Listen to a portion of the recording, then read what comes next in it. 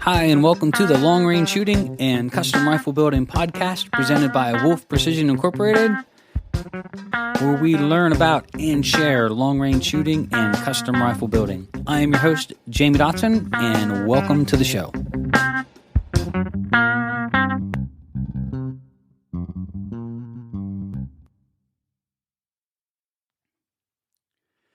Well, welcome back, everybody, and welcome to episode 20 of Wolf Precision's Long Range Shooting and Custom Rifle Building podcast. I'm your host, Jamie Dotson, and welcome to the show. In episode 20, we are going to start a multiple series of podcasts that are going to have to do with fundamentals. So this is going to be part one, and we're going to talk a little bit about safety.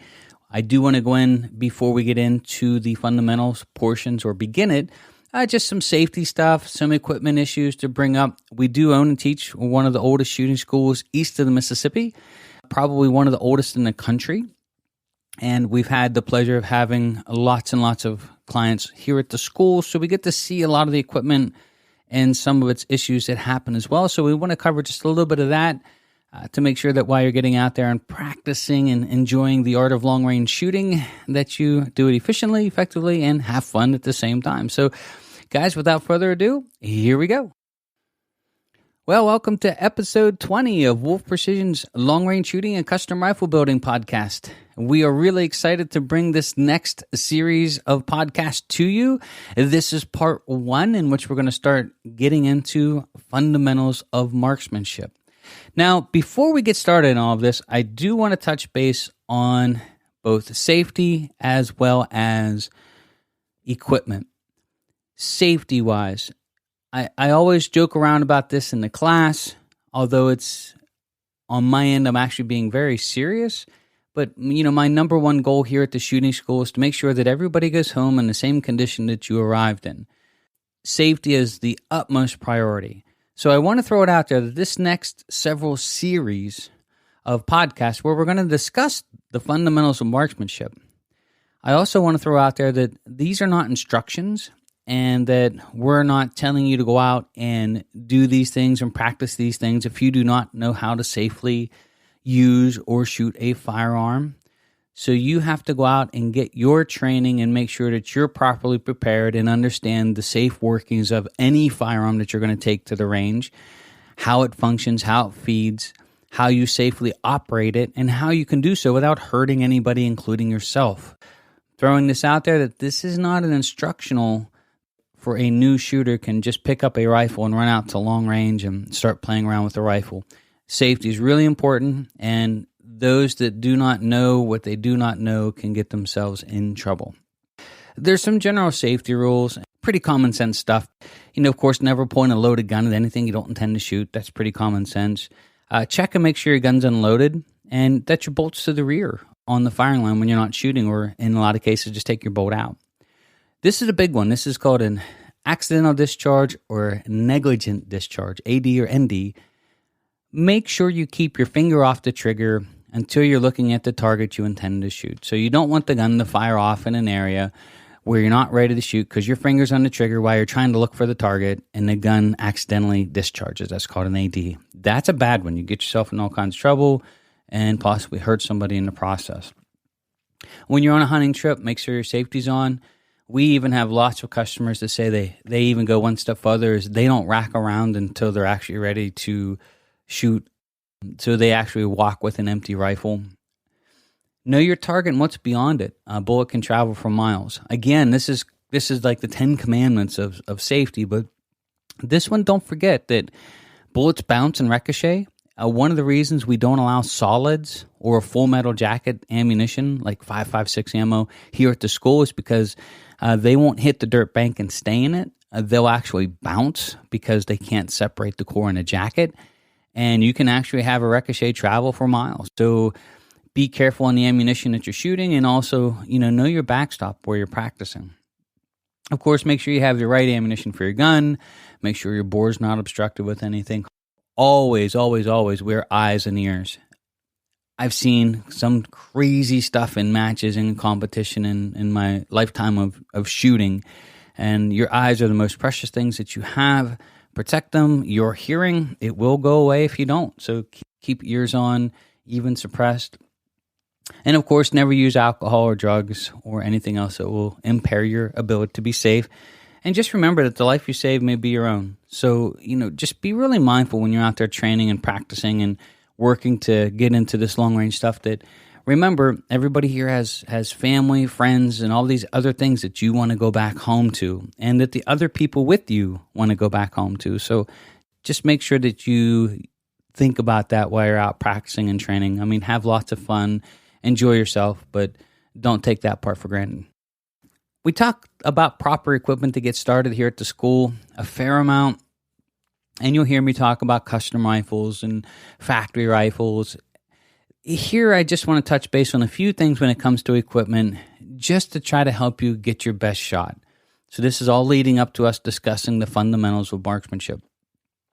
You don't have to have a custom rifle to go out and enjoy yourself at long-range shooting. A good quality rifle, yes, but there's a lot of off-the-shelf rifles that will get you out there and let you have some fun and train and become a great shooter. The limits of the equipment is the limits of your learning. Eventually, you'll pass your own equipment as far as what you're capable of doing. And so just keep that in mind as you keep growing and learning and stepping out there, that you want to make sure that you're the weakest link in the system and not your rifle. So there's a reason why people step up to custom rifles. Eventually they just want that reliability and that confidence in their equipment that it's going to do what it's supposed to do every time. And then all they have to do is focus on their job. That's actually a pretty nice way to do it. Scopes, rings, bases, just high quality stuff. We did a podcast here where we talked a lot about scopes and some of our opinions on them. We carry two lines here, the Collis and the Leupold Mark Vs, just because of their legacy as far as their quality, as far as their repeatability with their clicks. All of this plays really important. So if you get a chance and you haven't listened to it, go back and listen to our podcast on optics and scopes. And then caliber selection. Here's a big one, and I just want to take a couple minutes to talk about this. When you get into caliber selection, a lot of times more isn't better. So you take a caliber like the 300 Win Mag or the 308. You have to know your own limits as to how much recoil you can handle and how much you'll enjoy shooting, and just making sure that the caliber that you pick doesn't wear you out. You can't beat the wind into submission. You have to learn how to correct for it, whether it's a 223 or 338 Lapua. That is a learned skill set, and the more you have to do the work, the better you'll become at it. So get yourself a 223 or 6 Creedmoor or 6.5 Creedmoor, and go out and enjoy the art of what you do. Don't try to beat it into submission with shooting a 300 grain bullet out of a 338. You'll limit your personal learning abilities, especially when you're new. And also be mindful of muzzle brakes. I am not a big fan of them. I understand that they're required on some rifles just because of how unpleasant they can be to shoot, especially for the volumes that we shoot sometimes. And I understand in match situations where you're trying to control the recoil of the rifle to spot your own shots. But I will say that I've had my ears rung so many times with muzzle brakes that for me personally, I try to run suppressed. Last year, I thought I would run a muzzle brake in matches to shorten and lighten the rifle up a little bit so I didn't have that long can sticking off the end. And I went out and practiced a little bit last spring, and it was only a couple range trips, and I was like, oh, enough of that. It's like howitzers going off. So I put a suppressor back on my own personal rifle just for that reason. It's just, for me personally, it's just I've become hooked on keeping that sound suppression on and just enjoying it that much more. It works like a muzzle brake. Yes, it weighs a little bit more, but boy, are they just awful nice to shoot. So we do have a pile of them coming in here very shortly for our shooting school, which we're really excited about. We're going to try to make the shooting school itself a 100% suppressed school, so that way we can increase the enjoyment for everybody here. Take into consideration that if you're using a muzzle brake, be really mindful of eyes and ears. They have a rearward-facing brakes now that will blow dirt and debris all of your buddy beside you on the ground, as well as exceptionally loud. So take a couple minutes to ask the guy shooting next to you, hey, everybody have ears on. Because if you crack that rifle off and somebody doesn't have ears in, their ears are going to be ringing for quite a while, and they're not going to be real happy with you. Muzzle brakes, that's just to keep that in mind. And last but not least, we want to talk about custom actions. We did a whole podcast on this. We're working really hard to bring Bruce on. Bruce A. Thom is the owner of Bat Machine. That's whose actions we use here, and we have lots of reasons. You can go back through the podcast. You'll hear us talk a lot about them and the quality. When you do step up to a custom rifle, just be mindful that there's a lot of actions that are custom actions that internally are no better than a Remington 700. So just do your due diligence. If you build a really nice custom rifle, it would be nice that it shot the way you expect it to all day, every day. That's what it's supposed to do. And it's amazing that $200 or $300, the difference that will make in the action and how it feeds, functions, and shoots every day. So just do your homework on that and make sure that you're getting what you're paying for. What I tell everybody when they get into that end, if you're a big game hunter, and you really are investing a lot where this is going to be a one-shot deal and it costs you $10,000, $20,000, $30,000, $40,000 and all of this time off work and effort to get to this hunt, make sure you're carrying the best equipment that you can carry, the best that you can buy. That is so important because you might only have that one shot and you want that rifle to perform flawlessly. Competitive shooters, well, here's what I say here between custom and factory, and I'll leave it at this. At any given match, 80% of the people participating in the match are participants, 20% are competitors. And what I mean by that is, at any match, only about 20% of the shooters there are actually at that level that they're in it to win it, or they're mentally into the game. They're having a great day, so they're up in that echelon of the top 20%. And I always remind everybody that you will be in the 80% once in a while, just for whatever reason. Your head's not into the game. You're not on your A game.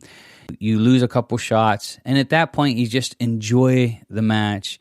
Don't put a lot of stress on yourself. I call it taking your turn in the bucket. And if you shoot long enough, you will. But here's the rule that I have. If you find yourself in the top 20% more often than not, then that is the point to where you really need to look at your equipment and make sure that it is just an absolute perfect working condition.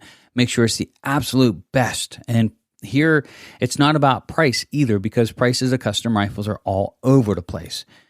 Make sure that you do your homework, that each piece of equipment is the best it can be, the most reliable, because now you want to be the weakest link. If you shank a shot because of shooter error, or your fundamentals were off a little bit for a shot, you're not questioning your equipment. You're going to say, oh, that was me and my bad, and you're going to move on to the next stage with confidence. That's what you want to be in. That's where you want your head to be, and that's where you need your equipment to be if you're going to consistently compete at that level. So I will leave that at that. That is probably the best way that I can put it and say, here's where I think you really need to consider going with a custom rifle. Last but not least, let's just touch base a little bit on ammunition. It's really cool, the world that we live in right now, that there is a really great amount of high-end factory ammunition that performs really well, that costs $22 a box. That didn't exist 20 years ago. And so what's fascinating is that you could get into this and get into competition, and there's calibers that have just an abundance of match-grade ammunition that won't force you to reload. You can go out and enjoy yourself. Is the ammunition perfect? No. Lot. We have a little bit of speed variation. Maybe. Is the standard deviation single digits all the time? Well, most of the time. But you could go out and buy factory ammunition and not even have to waste the hours and hours and hours of experimenting and reloading. That part's pretty cool. So if you're not a reloader, this is one of those areas that you don't have to be to go out and compete and have some fun, as long as you pick the proper caliber that's supported by just an abundance of high-quality match-grade ammunition that doesn't cost $90 a box. That's a good place to be in. For those hand-loading, of course, it opens up this huge variety of custom calibers. You can make your ammunition for that, and you can tune your rifle up. That's a really nice thing. I know a lot of people that enjoy reloading, simply because it allows them some quiet time to sit down for an hour or two and feel like they're participating or being a part of the process of them competing in a match. And that part's really fun. I get it, and I certainly enjoy that. Ammunition falls right into the category of, picking the proper caliber. If you're not reloading, then look at the 6.5 Creedmoor. I think that is, for the last 2 years, been the number one caliber brought to the school. It's what we shoot here. And The factory ammunition has run flawlessly for over 2 years. It shoots fantastic. And if you shop around, you can get some really great deals on it. We shoot the Hornady 140 ELD match, and we actually have lots of customers that shoot that in competition. It's sort of amazing that they've stopped reloading altogether, and they'll take a point or two just because of maybe the ammunition isn't completely perfect, but it just frees them up with so much more time that they can either go out and practice, spend time with family and friends, rather than spending that time in the reloading room. Rifle fundamentals and the fundamentals of marksmanship. This is going to be a multiple part series. So this is part 1 of the series, in which we're going to really dive into the fundamentals and talk a lot about all the tips and tricks that we can talk about with you to get you started into long range shooting. Now, in the previous episode, I did say that, shooting fundamentals is like a recipe. There is a list of things that you have to keep an eye on, but like any great recipe, it's what you should be paying attention to at what time in the process and how much attention you should be paying to it. These things really make a difference. You can hand anybody this recipe, and if they don't do the right thing at the right time, it still turn into a train wreck or a complete miss on target. It goes more into timing of when you should be paying attention to this and that and what process you should be going through in order. That way you can consistently make your best shot downrange. That's sort of our goal with the fundamentals of marksmanship. When we teach the shooting school here, this is all day one. So it's so important the first day that, piece by piece we go through this. And I know that if I do my job as an instructor and really keep the class hyper-focused on fundamentals of marksmanship, as well in the classroom in the morning, but then in the range time in the afternoon. And we put lots of targets up to sort of teach the things that we're trying to talk about, which I hope that makes sense. And by the end of day 1, everybody's pretty tired and they go back, get some dinner.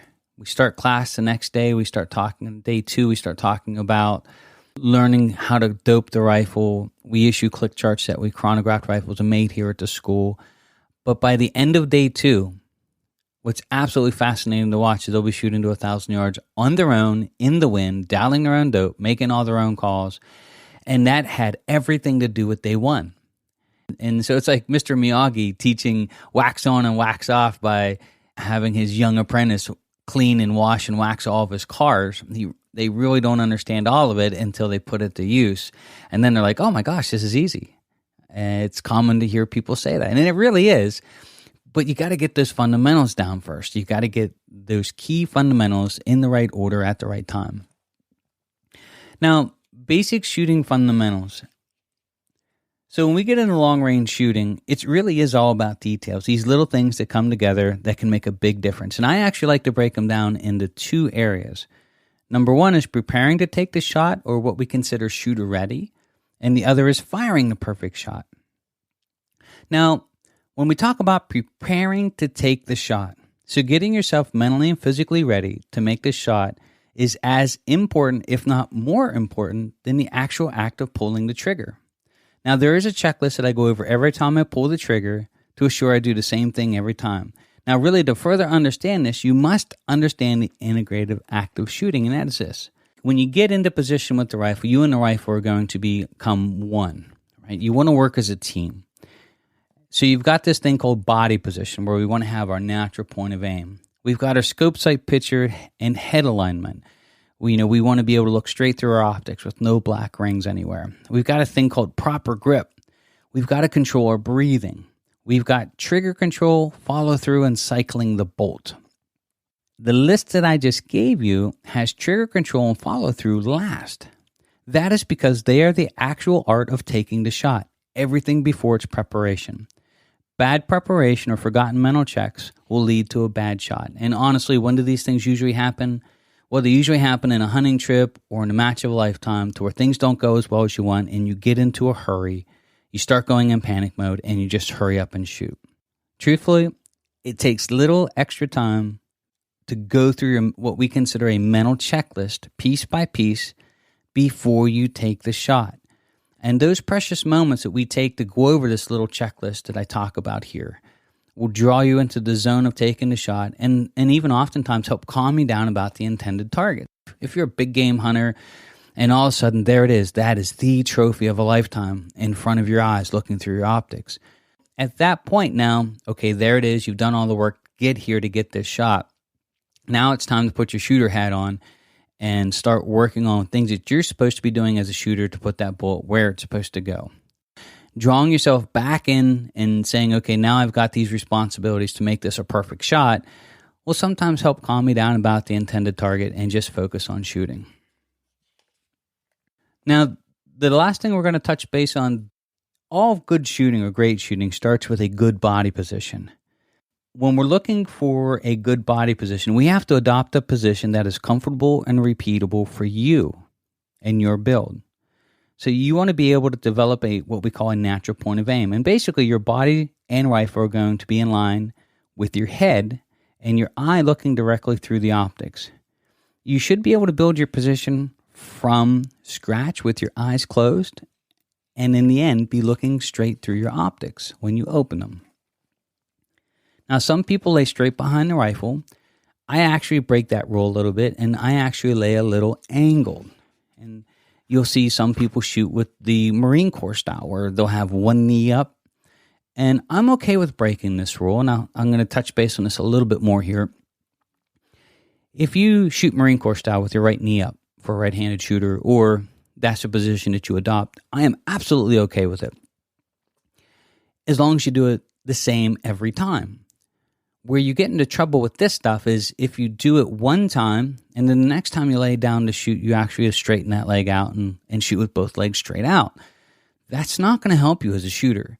So whichever position that you adopt, make sure that you're using that correctly each and every time. I joke around in class and say that a lot of shooters go brain dead from the neck down. Their head forgets it's got a butt attached. And so you'll do all of these funny things behind the rifle, and you don't even realize you're doing it. When you're adopting a good position, make sure that you get into that position and keep in mind, keep your body in check. Make sure that how you're getting on the rifle and the position that you're supposed to be in that you normally shoot in, that you're in that position. So one knee up, that's the way you shoot. Make sure that knee's up. If you shoot straight behind the rifle, verify you're straight behind the rifle. If you shoot a little angled off to the side like myself, get a little angled off to the side. Now, you often hear people say they want you to be a mat when you're behind the rifle. They want you to be as low to the ground as possible. I actually think a lot of shooters do a little bit better with the rear of the rifle up a little bit higher and the bipod in the front up a little bit higher. It allows you to get your chest up off the ground ever so slightly. Allows you to bear weight on your elbows just a little bit more. And it's a repeatable process. Now, here at the school, we teach prone. And one of my favorite bunny ear bags that we teach with is called a Protectors, and it's a 93B model. It brings the rear of the rifle up a couple inches. It has a set of ears that allow the rifle to slide through under recoil so that the shooter can become familiar with how the rifle's supposed to act and how it's supposed to slide straight to the rear. It does make the rifle in the rear up a little bit higher, which makes them bring the front up a little bit higher. And I'll tell you that I think a lot of shooters shoot a little bit better this way. Just remember, when we're looking for a natural point of aim, is when we're locked into the rifle and ready to shoot, we want to be in line with the rifle and the rifle in line with the target. And we want to be able to do that without manually pushing or pulling the reticle left or right to get on target. We want to be a team. How you and the rifle connect, whether it's perfectly straight line, you and the rifle, or 10 degrees off or whatever that might be, when you move to get on target, you keep that in proportion. You stay locked in, you and that rifle, at those angles. I shoot a little bit off to the side. When I move to get to another target, or if I'm going from a target on my left to a target on the right, shooting from the prone position, I'll actually use my feet, and I'll use my feet to slide over and make me and the rifle one unit. And as a team, we sort of slide around. So that way we keep the rifle in line properly with us and how we're supposed to work together. In other words, we don't want to just grab the front of the rifle like a windshield wiper blade and be bouncing it left and right in front of us to shoot different targets. Fundamentally, that doesn't work real well. Now, If you're running out of time to shoot and you have to slide the rifle over on a big game hunt or a 200-yard animal, there's a time and place for all of this. And there are times that you can break these rules in order to harvest an animal. That part I want to make clear. But if it's a longer shot and a shot that you care about making and hitting what you're aiming at, then make sure that you and the rifle stay as a unit or a team.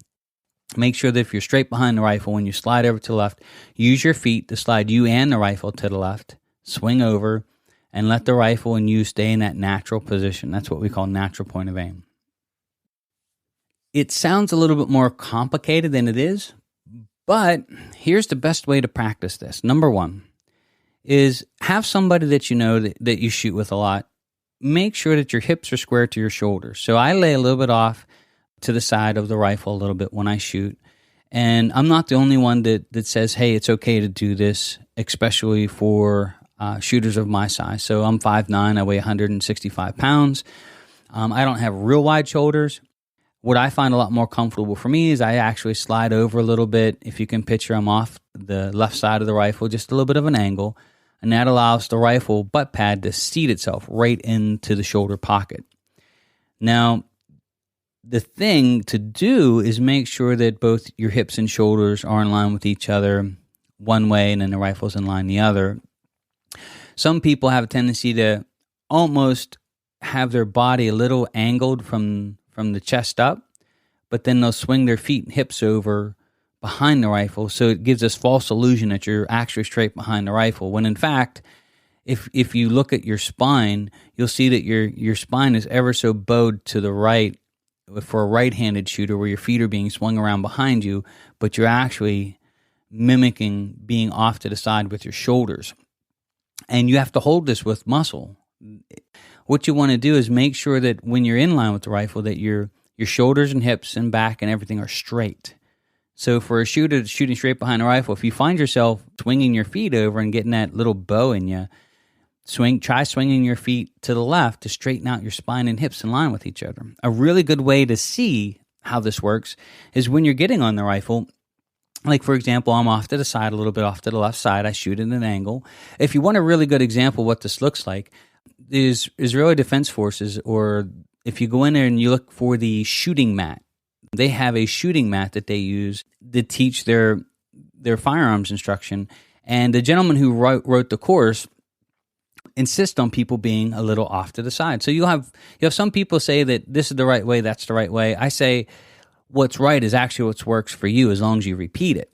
But he has this mat that he made that locks them into an angle. It's sort of funny if you go into the story a little bit. He would leave for whatever reason, going somewhere, and when we would come back to teach the course, people would be straight behind the rifle again.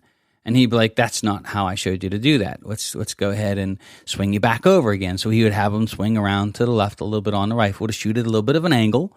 And they'd come back and they would be straight behind the rifle again. And he's like, that's not how I showed you to do that. So he made a mat that actually locks them in. It has like all these blocks around the shooter where they can't actually get straight behind the rifle. And that's how they train when he's not there. So I'm not the only one that says that this works. I think it works for a handful of shooters like myself really, really well. So a trick to make sure that you're keeping your spine and your hips straight is when I shoot prone, I'll actually be in line with the rifle with the angle already when I'm getting on the rifle, the way that I shoot it. So if you can picture this like a shooter that's going to shoot the rifle straight, he's standing straight behind the rifle, he'll go to his knees, then he'll lay forward into the rifle, making his knees first and then lay straight forward, and that keeps his spine straight. For me, I actually start, my feet are a little angled to the rifle. I'm back about the appropriate distance. When I lay forward, I'll be onto the rifle in a proper position. But I'll start with my stance in the angle that I shoot in. Then I'll go forward to my knees, and then I'll lay straight down, keeping my hips, my shoulders, and my knees in a straight line. And then I'll be into the rifle and pull it into me, and we'll stay as a team. So if we're at a 10-degree angle or whatever angle it might be, I'm actually starting into the rifle that way. There's no sense in me getting straight behind the rifle and then doing the shimmy shake to the left to try to get that worked out to where I like to shoot the rifle. So get into it in the positions you tend to shoot from. Now, one last thing to talk about on fundamentals on this particular podcast is this. We teach the shooting school prone, and I am a super, super firm believer, and this is how it's been for over a decade, that I can teach you the marksmanship and the art of fundamentals better from the prone position than I can off the bench. The way that the rifle interacts with you, the way that the rifle recoils, all of these other things, it's a much more intimate relationship. And I can't teach that off of a bench. You're not really locked into the rifle as well as what you should be. The rifle's going to recoil differently off the ground than what it does off the bench. Your sight picture disappears. The rifles are sliding around. All of these things are going on. But when you're prone, that is the best position to start from. Once you learn how to shoot a rifle prone, the same techniques apply to everything else, but I can't teach it in any other position the way that I can from the prone position. So make sure that when you're getting out there and practicing, you take the time and shoot from the prone position first.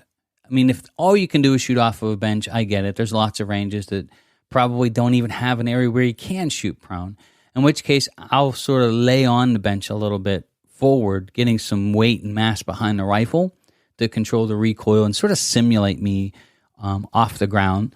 I don't want to set straight up and the rifle pushing me around. But if you can, try to practice from the prone position as you're working on fundamentals. I think you'll see improvements, and you also get this relationship with the rifle that you're going to recognize when things went wrong because the rifle's going to act differently, move differently. All of these other things will get involved. So shoot prone. This is our part 1 of our fundamental series. We're going to be going in through so much more over the next several podcasts. So, please tune back in, check in. If you need anything explained in more detail, or as we're talking about things that it just didn't make as much sense over the air, it's sort of hard to do this through a radio or through a podcast and try to have it visualized on your end, just shoot me an email and we'll do a revisit as we keep working through part 1, part 2, part 3. We'll go back and touch base on something that maybe somebody didn't understand, or they wanted us to clarify something that we were talking about. So the objective of this whole series that we're getting ready to do is really about sharing the fundamentals of marksmanship as much as I can and as much as I know, and the best that I can to you, the shooters, to help you get the most out of your rifles that you can, and really just to go out and enjoy the art of long-range shooting. So thank you for taking the time for joining us here. I really, really appreciate it, and thanks for all the feedback and phone calls we get. It keeps me excited to keep on the air and doing more podcasts week after week. So thank you. You can look up more information. Of course, our website is wolfprecision.net, and our email is contact@wolfprecision.net. So you can send us an email anytime. So thank you for joining us. Part 2 of our fundamentals series is going to start with scope, sight, picture, and head alignment, and that will be on next Thursday. If you get a chance to tune back in and check everything out. Guys, my name is Jamie Dodson, your host, and you are listening to the Long Range Shooting and Custom Rifle Building Podcast.